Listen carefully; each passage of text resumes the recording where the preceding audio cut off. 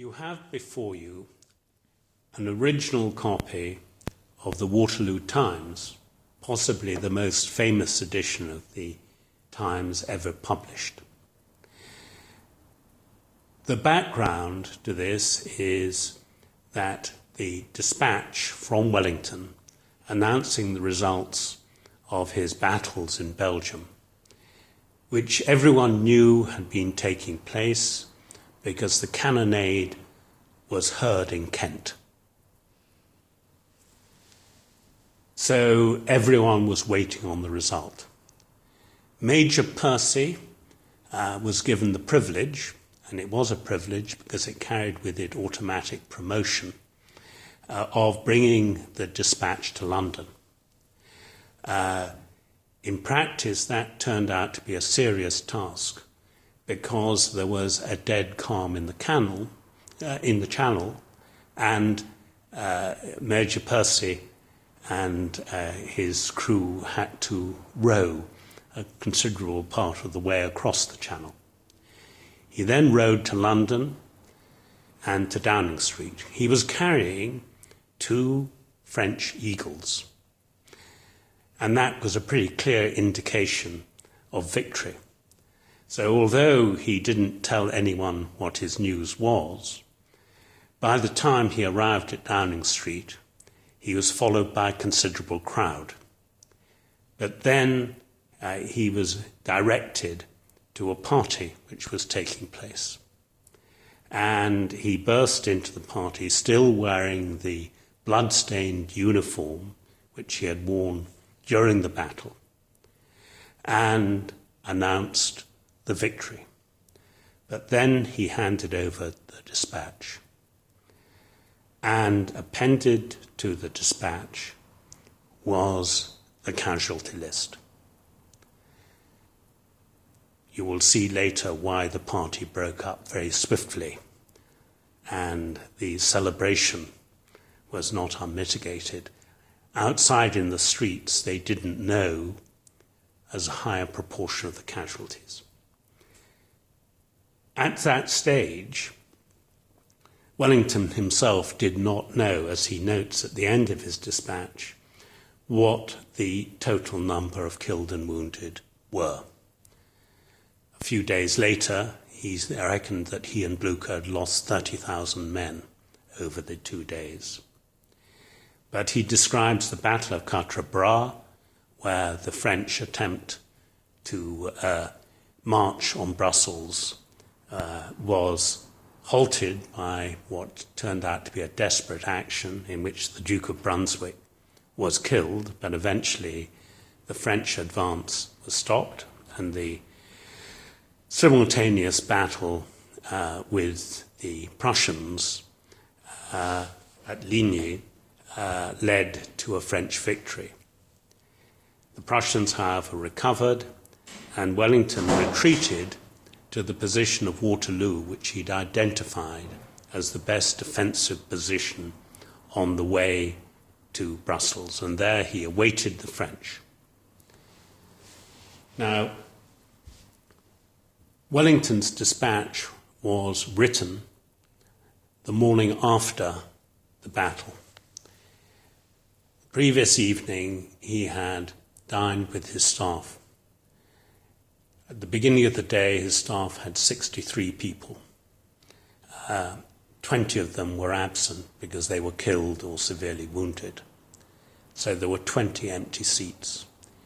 He himself slept on a pallet on the floor because one of his staff officers, Delancey, was dying in his bed. He wrote the dispatch, which is a model of laconic prose, having had, by most calculations, less than 8 hours sleep in 3 days. But it is a remarkable document. However, if you then move over to the right-hand side of the page, you can see the official bulletin issued from Downing Street, which is very short. The Duke of Wellington's dispatch dated Waterloo, the 19th of June, states that on the previous day Bonaparte attacked with his whole force the British line, supported by a corps of Prussians, which attack, after a long and sanguinary conflict, terminated in the complete overthrow of the enemy's army and the loss of 150 pieces of cannon and 2 eagles. During the night, the Prussians under Marshal Blucher, who joined in the pursuit of the enemy, captured 60 guns and a large part of Bonaparte's baggage. The Allied armies continued to pursue the enemy. 2 French generals were taken. There then follows the Times editorial, which differs greatly in tone from Wellington. Such is the great and glorious result of those masterly movements by which the hero of Britain met and frustrated the audacious attempt of the rebel chief. Glory to Wellington, to our gallant soldiers, and to our brave allies. Bonaparte's reputation has been wrecked, and his last grand stake has been lost in this tremendous conflict. 210 pieces of cannon captured in a single battle put to the blush the boasting column of the Place Vendôme, and so forth. But if you go to the right of the column, you can see the list. It's a preliminary list of killed and wounded, and it is simply the officers who are known to have been killed and wounded at that stage. In practice, 2 days later, Wellington said to Croker, a British MP in Brussels, "It's been a damn serious business.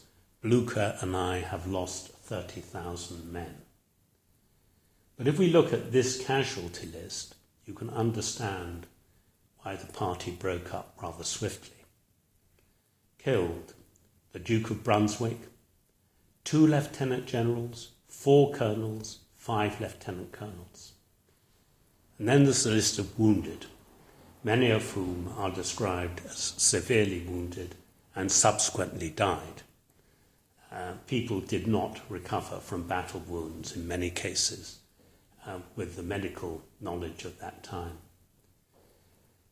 It's headed by the Prince of Orange, then 8 lieutenant generals, 5 full colonels, 16 lieutenant colonels.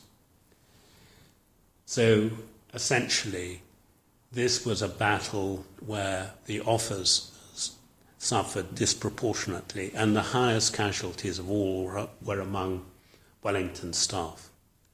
Wellington himself was operating under the most extraordinary pressure and was continuously under fire, and had many of his friends and colleagues killed around him.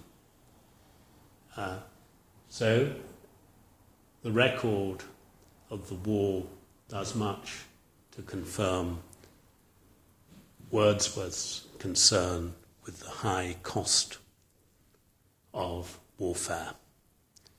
And indeed, it has to be said that Wellington was much more in Wordsworth's camp than some others, because he used to observe that few things were as melancholy as a battle won at the cost of your friends.